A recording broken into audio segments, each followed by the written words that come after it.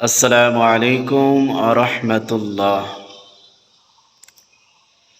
নাহমাদুহু ওয়া নুসাল্লি আলা রাসূলিহিল কারীম, আম্মা বা'দ। সমস্ত প্রশংসা আল্লাহ তাআলার জন্য,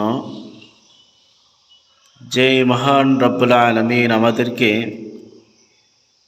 রাত্রির পরে দিন দান করেন, দিনের পরে রাত্র দেন। সেই মহান রব্বুল আলামিনের প্রশংসা শুকরিয়া আদায় করছি, আলহামদুলিল্লাহ। রাত্রে ঘুমের পরে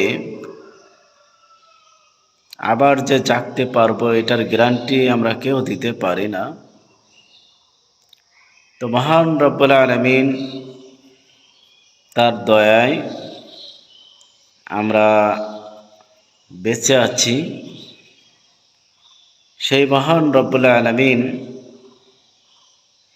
দিনের শুরুতে যে নিয়ামত, সেটা হলো ফজরের নামাজ। এই ফজরের নামাজ থেকে অনেকে বঞ্চিত হয়ে থাকেন, এই সময় ঘুমে বিভোর হয়ে থাকেন। তো আলহামদুলিল্লাহ, আমি শুকরিয়া আদায় করছি যে মহান রব্বুল আলামিন ফজরের নামাজ ঘুম থেকে ওঠার পরে জামাতের সাথে তাকবীর আউলার সাথে আদায় করার তৌফিক দান করলেন। সেই আল্লাহ তাআলার কাছে শুকরিয়া আদায় করছি, আলহামদুলিল্লাহ। আমার মতো যারা ফজরের নামাজ জামাতের সাথে পড়তে পেরেছেন, অবশ্যই তারা শুকরিয়া আদায় করবেন আল্লাহ তাআলার কাছে। দিনের শুরুতে যে নামাজ, সেটা হলো ফজর। ফজরের নামাজ জামাতের সাথে পড়া, এটা বিশাল এক ভাগ্যের ব্যাপার, আল্লাহ তাআলার রহমতের ব্যাপার, আল্লাহ তাআলার তৌফিকের ব্যাপার। আল্লাহ তাআলা যাকে তৌফিক দেন, যার প্রতি রহমত করেন, সেই পড়তে পারে।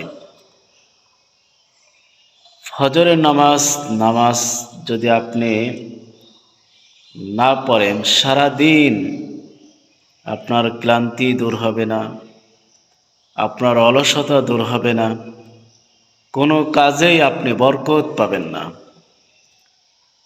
অতএব এই ফজরের নামাজ অনেক গুরুত্বপূর্ণ।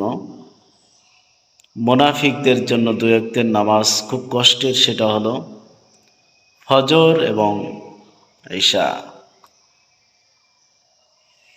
ঈশার নামাজ যে ব্যক্তি জামাতের সাথে পড়ল, অর্ধেক রাত পর্যন্ত নফল ইবাদত করলে যেই সওয়াব, সেই সওয়াব আল্লাহ তাআলা দান করেন।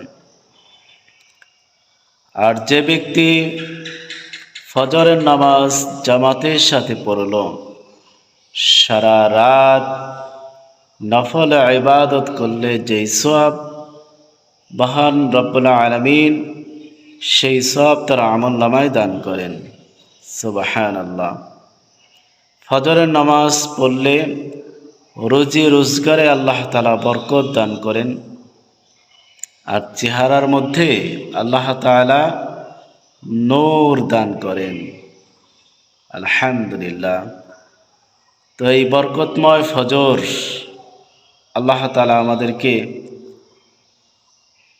যথাসময়ে আদায় করার তৌফিক আল্লাহ তাআলা দান করুক, আমিন।